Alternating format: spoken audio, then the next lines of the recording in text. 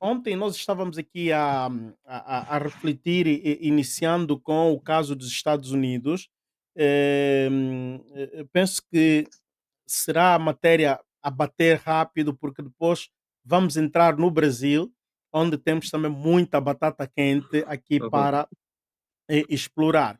E então, licenciado, tivemos esta notícia muito chocante do Charlie Kirk, que foi assassinado. Este jovem ativista de 31 anos de idade deixou uma mulher e dois filhos. E ele pregava o que pregava, mas numa certa medida também era contestado, dizendo, muitos diziam que ele era muito controverso, era muito exagerado, era muito extremista. Licenciado, qual é o teu parecer sobre a questão do Charlie Kirk? Bom, Mano Álvaro, com relação a essa temática, a primeira coisa, qualquer ser humano, tá, normal e razoável, deve se opor à violência e condenar essa morte, esse assassinato de Charlie Kirk, ainda que ele tenha sido um extremista de direita, tá? E aqui eu já abro um parênteses para dizer: nós não estamos em contra a pessoa ser de direita ou de esquerda. O que nós temos que tomar cuidado é que muitas vezes isso pode acontecer dos dois lados do espectro político, tá?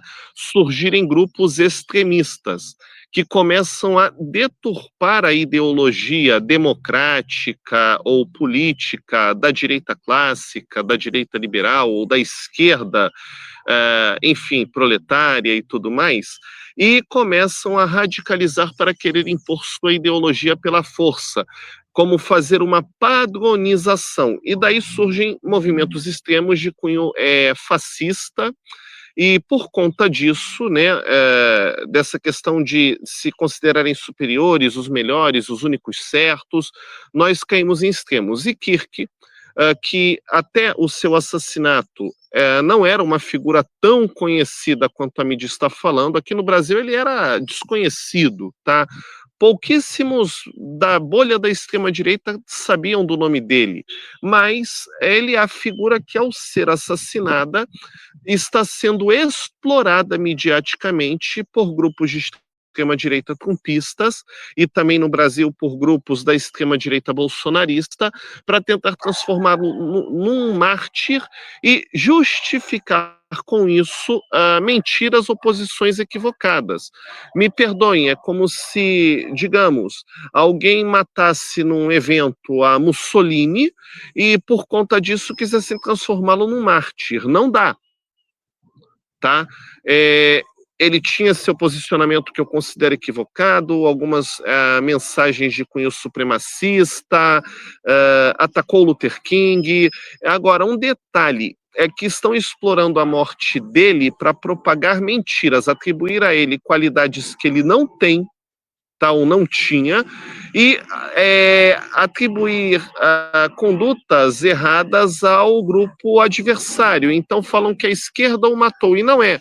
Tyler Robson, o assassino, é um republicano do mesmo partido dele, lá nos Estados Unidos, tá?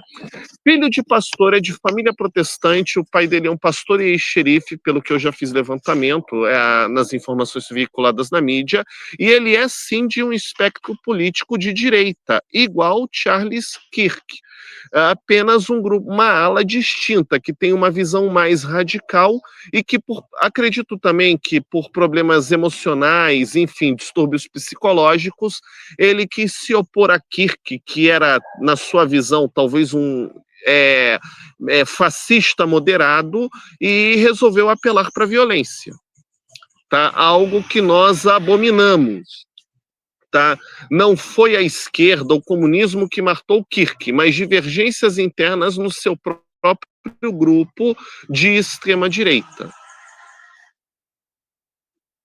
Mano Álvaro? Licenciado, Sim.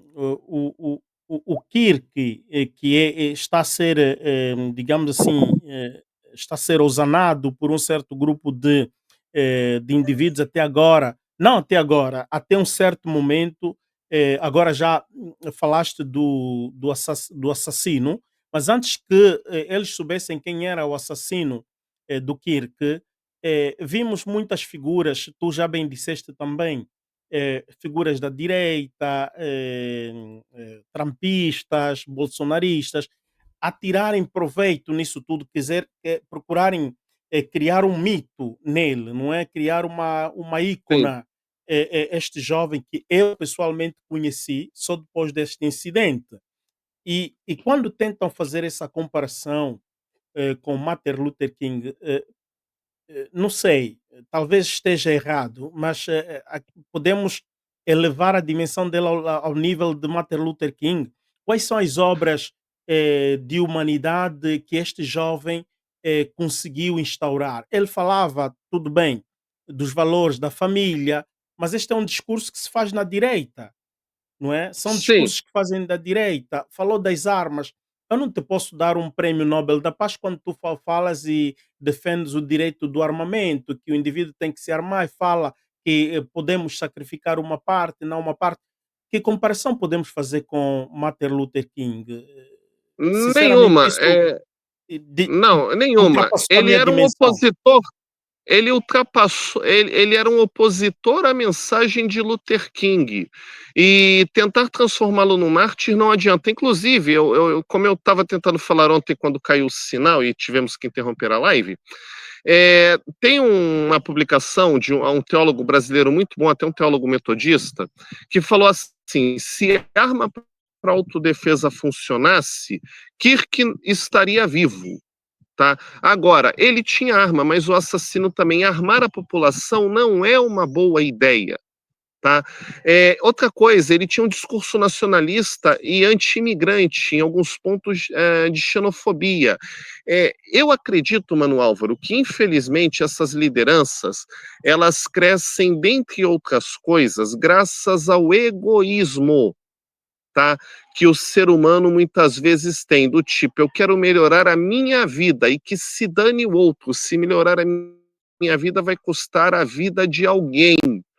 E assim é que era o desenvolvimento na época do colonialismo na África. Os europeus extraíam as riquezas dos nossos irmãos, os escravizavam, os exploravam e a Europa evoluía. E muitos ainda hoje, nos livros de história, nas escolas e tal, são ensinados que era o auge da Europa, do desenvolvimento europeu, do industrialismo, mas esquecem que pensar no bem-estar europeu às custas do sangue e do sacrifício dos nossos irmãos em África não é algo bom, tá? Quando nós fazemos o bem, ele tem que ser bom para todos. Uhum. E aí infelizmente, eu não posso deixar de falar na questão religiosa por conta da minha personalidade, inclusive, que está atrelada à fé, mas eu lembro que Jesus Cristo, ele, para dar o pão para a multidão faminta ali no deserto, ele não foi e saqueou o pão de alguma cidade do entorno, ele multiplicou para todos. Ele preparou o peixe para todos pescarem e ter para todos. Ele não tomou de um para dar para o outro. E eu acho que nós perdemos essa visão humana, essa mensagem do grande mestre que transcende a religião cristã, do amor, de crescermos todos juntos, de trabalharmos para que a nossa vitória seja a vitória do irmão e a do irmão seja a nossa. Hoje em dia, infelizmente, aí é que surgiu discursos como o do nazifascismo na década de 30, e hoje grupos extremistas nos Estados Unidos que acabam sendo replicados também aqui no Brasil e em outros lugares do mundo, que o mal é o imigrante, o mal é aquela minoria negra que está ganhando espaço, o mal é o latino que está conquistando poder e pode agora eleger o prefeito de Los Angeles, por exemplo. Ele atribui a perda de espaço não que ele estagnou, mas sim na melhora do outro. E aí eu não vou manter meu espaço melhorando, eu vou manter aniquilando o meu concorrente que está melhorando. De Eu facto, tenho inveja do crescimento alheio ao invés de lutar para crescer também. Hum. Licenciado, esta questão do conflito ou da caça ao imigrante é muito ridícula, é muito ridícula, permita-me lhe dizer isso, e Kirk também era desta visão. Agora, eu encontro o equívoco no Kirk quando esteve diante dela uma jovem negra, não é? Uma europeia, aliás, americana de origem africana, é que fala-lhe da importância, não é, de quem está em Cristo, levou-lhe no mais alto padrão, não é, da existência do indivíduo. Como é que Deus vê as pessoas? Deus não vê só quem tem a pigmentação, não é, rosa, mas todos. É porque Cristo diz, todos somos iguais em Cristo, não é? Todos em Cristo somos um. Agora, quando eh, pessoas aparecem, defendem valores, o cristianismo ou os valores cristãos são ocidentais, o que é que podes dizer sobre isso? O porquê que muitos querem continuar a acaparar-se, a política quer se acaparar dos valores cristãos, principalmente a direita? Isto está fora, Então, está fora do padrão. então, Mano Álvaro, nós temos um grande problema que foi a questão de um dia, tá, o cristianismo ter se tornado uma espécie de religião oficial, primeiro no Império Romano, e acabou sendo uma ferramenta para legitimar monarquias na Europa, tá? Eu lembro a todos que o cristianismo, na verdade, ele não é ocidental. Inclusive, usar a expressão cultura judaico-cristã ocidental, eu vejo como um grande equívoco. Primeiro, porque não só e aí eu vou usar uma passagem de Paulo quando ele disse que nós não devemos adotar práticas judaizantes. E também lembro o seguinte: as igrejas do cristianismo mais antigas que ainda existem são as igrejas orientais, a etíope, os irmãos coptas no Egito, que são muito perseguidos, e a igreja armênia e algumas outras. E você percebe no rito dessas igrejas antigas, que Uhum, antecedem inclusive a própria igreja romana na sua organização, quando ela foi reconhecida pelo Império Romano, nós notamos que a liturgia é muito distinta e, inclusive, ela não está atrelada à questão cultural.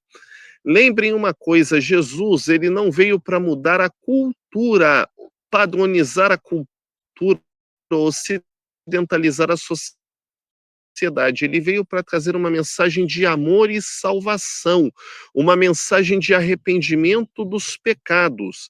E o cristianismo verdadeiro, ele cabe em qualquer cultura. O problema é que as pessoas não estão pensando em ser cristãs para servirem a Deus, mas sim serem cristãs para se servir da mensagem do cristianismo e manipulá-la para seus interesses. Um exemplo, tá? Quando pegam fora de contexto uma passagem que diz: servos, se sujeitem e obedeçam aos seus senhores. Essa passagem usada fora de contexto, por muitos anos, ajudou a justificar a escravidão de irmãos uhum, que eram sequestrados na África e trazidos para o Brasil ou para os Estados Unidos. Tá? uhum, Então, uhum, questões assim precisam ser revistas, porque as pessoas não sabem usar da hermenêutica da mensagem cristã como um todo. Eu nem falo da hermenêutica bíblica apenas, tá? Mas da mensagem cristã e de observar o principal, seguir o exemplo do próprio Cristo. O que eles fazem quando leem uma mensagem do Velho Testamento ou uma epístola paulina, é compararem com a atitude, a vida do Senhor Jesus, para daí dizer como eu aplico essa palavra, de maneira literal ou uso de uma maneira figurativa, exemplificativa, contextualizo. Porque a uhum. mensagem do Cristo é amor, é paz, é conciliação, é perdão, é arrependimento e também, em um certo ponto, e sem se contradizer, ela é revolta. Mas que tipo de revolta? A revolta contra a injustiça, a revolta contra a corrupção. Quando Jesus, no único momento que ele foi violento, ele expulsou vendilhões que faziam comércio no templo e exploravam. Quando ele teve discursos fortes de repreensão, era contra os fariseus, os hipócritas, aqueles que comungavam, sendo sacerdotes, para ter privilégio do Império Romano em detrimento de explorar o povo da terra, tá? Mas isso não contradiz, porque Deus, ele corrige e ele castiga de maneira justa, de maneira equilibrada, proporcional àquele que ele ama. Tá? Uhum. Então, repreender, corrigir, castigar também é um ato de amor. E aí eu até vou abrir um parênteses aqui para dizer uma coisa, não está no nosso contexto, mas eu acho importante, Mano Álvaro, Uhum. porque é a vida de algumas centenas de milhares de pessoas. Seria um ato de amor hoje a ONU armar suas tropas não para atacar a população civil israelense, mas para garantir, aniquilar tropas assassinas que estão matando inocentes em Gaza. E hoje falta esse amor na ONU, como deturpando inclusive o significado de amor, tratando amor e paz como: se o outro está matando e agredindo, eu não vou fazer nada, eu vou ficar omisso. E defender a paz, defender o amor não é ser omisso, é também reprimir a violência e o ódio e a agressão. E a agressão. Agora, sempre ainda neste caso do Kirk, já tinhas falado do assassino que já foi entregue, está em contas com a justiça, e parece que ele não está a colaborar, né? Este jovem apresentado em público, ele não está a colaborar. Quem é de facto Tyler Robson?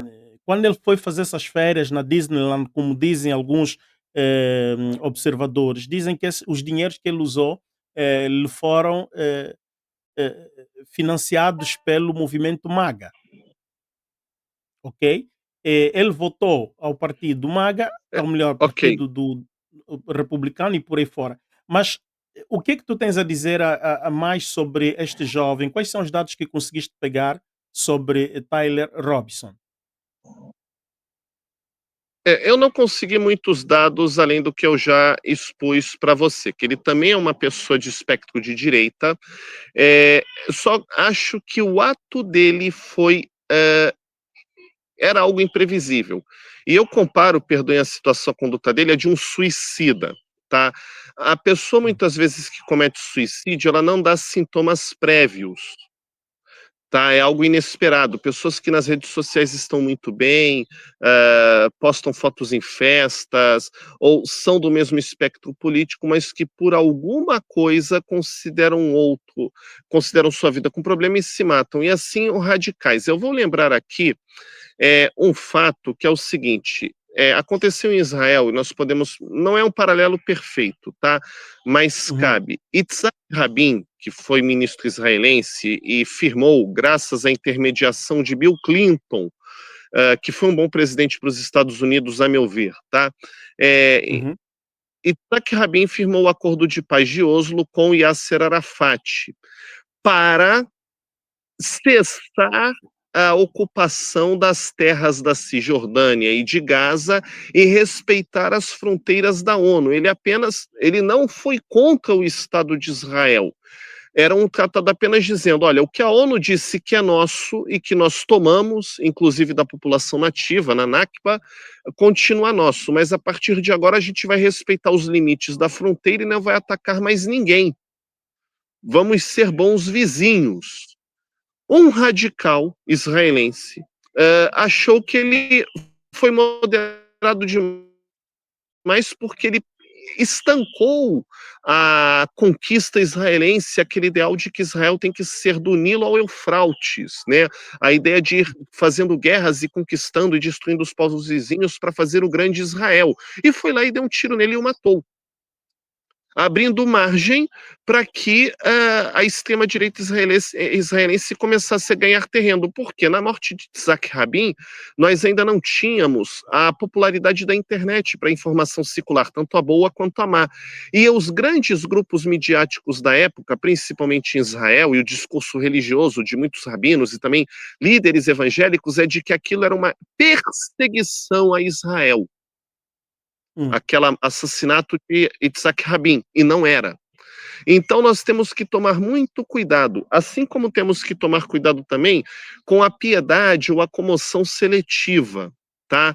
hum, Eu não vejo a mesma comoção da morte de Charles Kirk no caso de George Floyd, por exemplo. Tá? No caso de um imigrante americano, latino, que foi morto pela polícia americana. Eu não vejo uma comoção do mesmo tipo no caso de pessoas que foram mortas por um cartel. Então, eu não vejo uma comoção no mesmo grau por mais de 600 mil mortos no genocídio palestino. Eu não vejo comoção do povo da extrema-direita pelos mortos escravizados nas minas do Congo. Então, essa comoção seletiva, ela é uma forma de discriminar também, tá? Se nós temos pena ou uhum, nos sensibilizamos pelos que são assassinados, tenhamos o caráter de nos penalizarmos e sensibilizarmos por todos, tá? Os que sofrem ah, essa crime fatal do assassinato. Vamos nos sensibilizar pelos que morrem nas guerras, sem seletividade.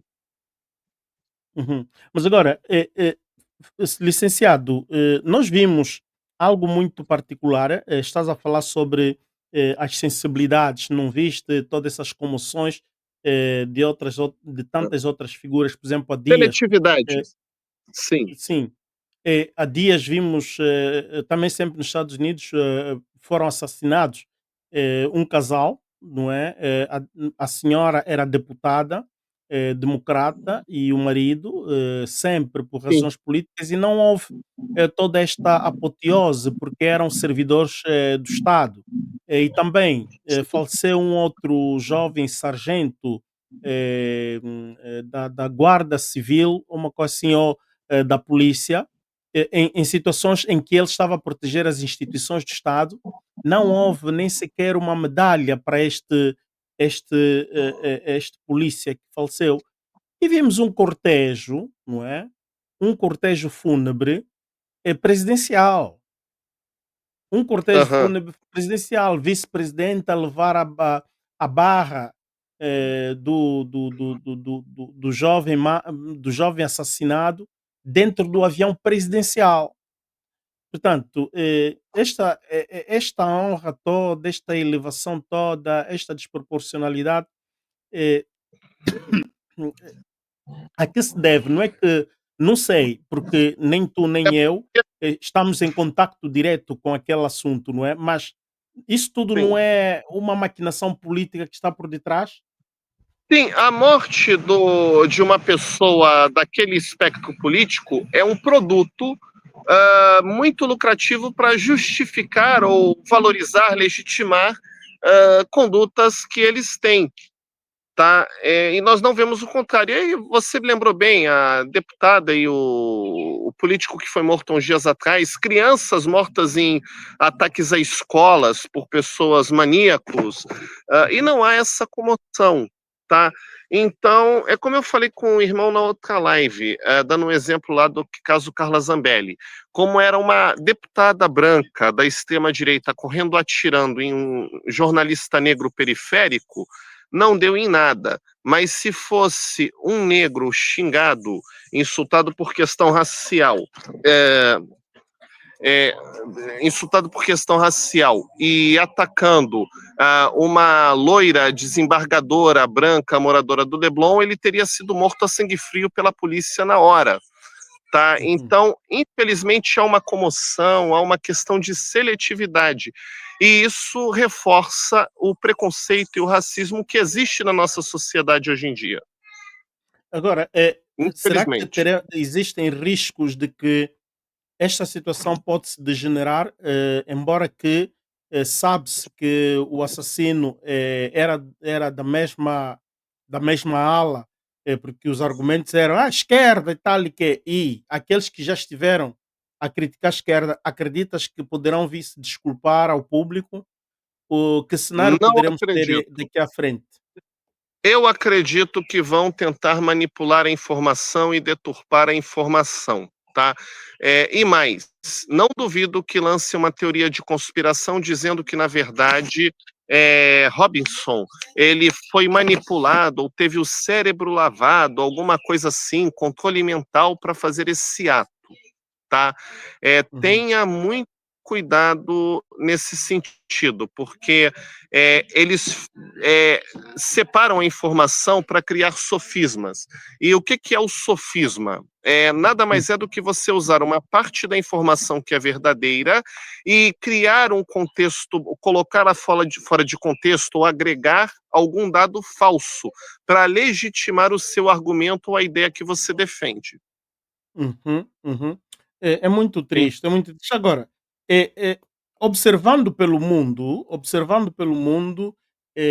este assassinato alimentou, eh, digamos, a excitação a vários outros grupos da direita, e ontem vimos em Londres uma marcha que Inglaterra nunca tinha visto, adeptos da direita, e fizeram uma marcha contra a imigração.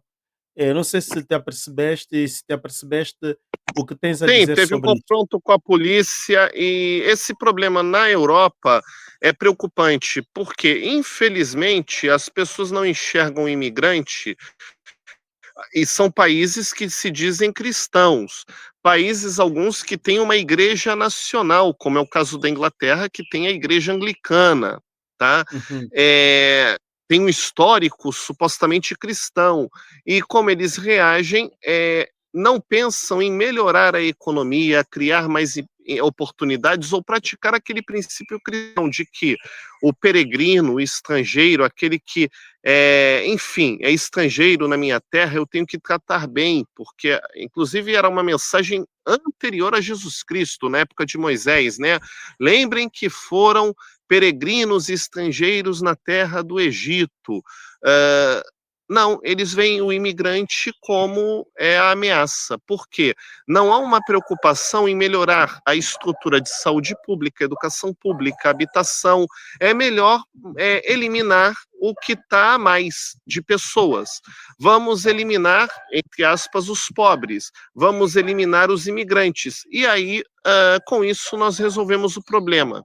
Não vamos aumentar a oferta, vamos diminuir a demanda com ódio, com discriminação, ou diminuir a demanda matando, que é o que aconteceu no caso do Brasil na pandemia.